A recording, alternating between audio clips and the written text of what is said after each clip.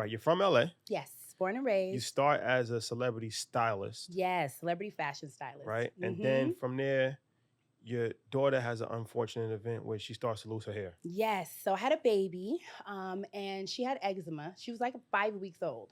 So, us women, when we have a baby, we're just praying on that hair. We want the baby This is to have the true. most hair. Yeah. We're obsessed with hair even before the baby's Yes, born, yes. as most Black moms. And so my baby came out with the most beautiful hair. Oh, it was just absolutely beautiful. Her dad has fabulous hair. And so, in a nutshell, she had a eczema breakout and her hair fell out. And I, as a young mom, felt like a failure. I didn't know what to do, because my baby was a cute baby. And I felt like I always had to cover her hair with hats, and it was just a thing. It really, really messed with my self-esteem because my baby's hair fell out in the front. And so I went on a quest, and that's when I started on my quest to really find hair care products that will work on your baby all the way up until, me, that were all natural, and there was nothing on the market. And that's when I started my journey on trying to figure out what I could do in the future. At that time, I was a celebrity fashion stylist. I worked as a celebrity fashion stylist from the age of 18 years old. And I was a real deal stylist. We have these. No, not Yeah, pretend, not pretend. We ain't not the Instagram stylist, but Yeah, the real deal yeah. stylist. So my mom actually and my dad, I grew up in an entrepreneurial household. My mom was a celebrity fashion designer, and my dad ran the business side of the business. So my mom actually worked with all the legends from Madonna, Oprah Winfrey, just everyone in the entertainment She was their industry. stylist? Yes. She Designer. actually is a fashion designer. Yes, her name is Angela Dean of Dean Design. Yeah. Amazing fashion designer. I don't know if you guys remember that cover of Essence magazine with all the women on it, Jada, Queen Latifah, Loretta Devine, and they all had on the beautiful colors. Yeah. My mother designed that. This is the big leagues. Yes. Yeah. Madonna's bullet bra. My mother That's your mom. designed that. Yes. Before Jean-Paul Gaultier. Oof. And, he took her design. So, we talk about things like that. And so I've known about the things about business and the insides and the outs and, that type of thing since I was a young girl. My mom and dad were the first Black-owned boutique owners on Melrose Boulevard in the 80s. So I literally grew up walking up and down Melrose Boulevard. And I really grew up in the entertainment industry. So, the world of like lights, camera, action, that type of thing is my world. The hair was never my world, but that was my world because I loved hair. Every Black girl loves hair. We all feel like we're hairstylists. You talk to any Black girl. She's like, nope, you're going to use this product, do this, do that. So in a nutshell, I always had a love for hair. My grandmother gave me she was like the kitchen, the kitchen beautician type thing. So I would have my grandmother press my hair, and that was my thing when I was younger, and that was our thing together. So beauty was always something that I loved, and beauty and fashion kind of go hand in hand.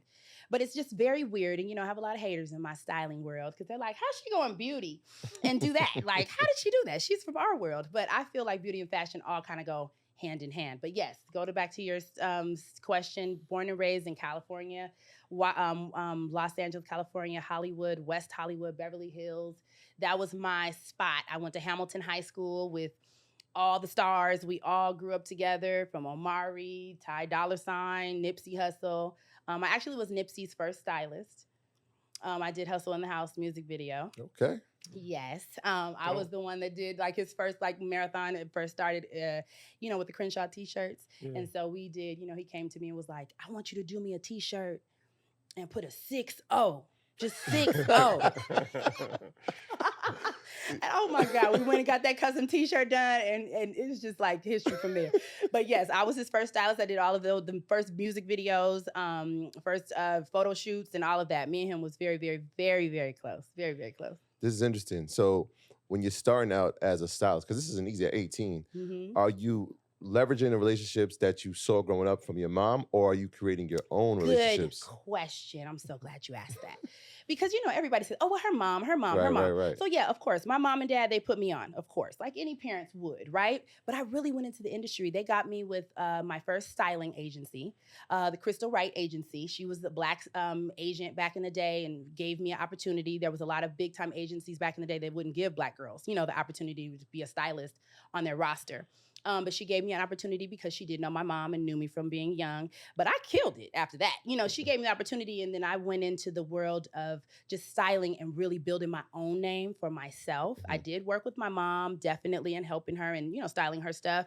But I definitely went out and made a name for myself. Who's the first big client that you got? Oh, my goodness. Tyrese. It's a big one. Tyrese Gibson, back in that time. Tyrese, I've worked with everybody though. I've worked with Queen Latifah, Tyrese Gibson, of course. Who else? Oh God, I always get tongue-tied. Angela Bassett, Tyler Perry, Patti LaBelle, Shaka Khan. So a lot of people. Brandy. I grew up with Brandy on the Moesha show, so I'm like a real deal, real Hollywood girl. Okay. Grew up under Misa Hilton Brim.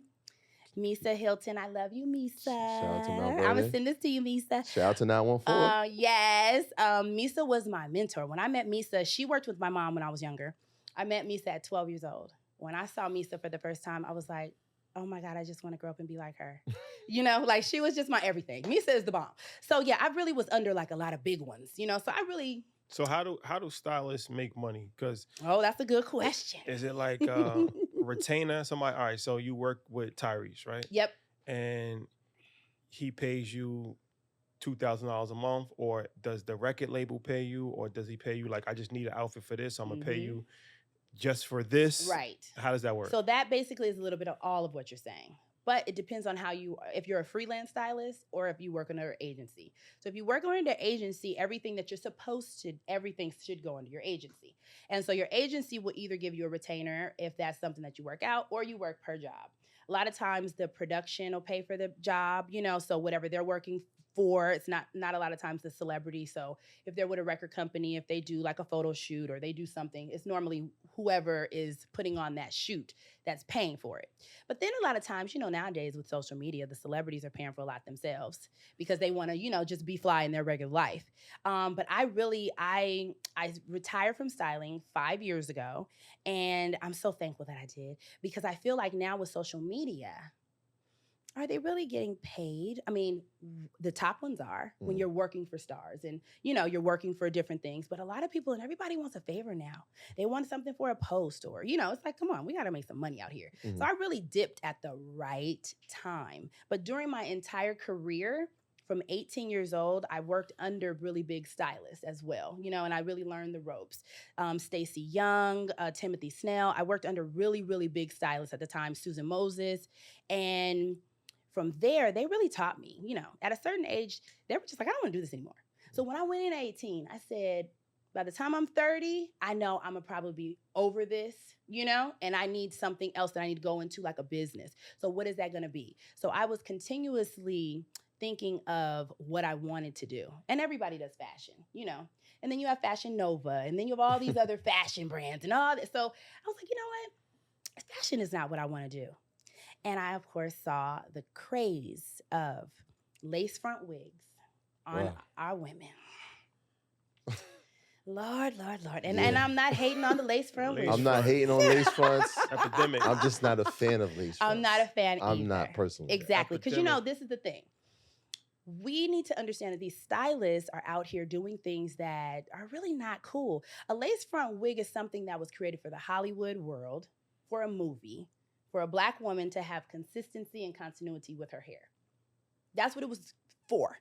Okay. The stylist took it, and now we're wearing them to bed. We're wearing them, for a month. We're wearing them too much. We're only wearing them. So it's like, it's gotten overwhelmingly just a lot.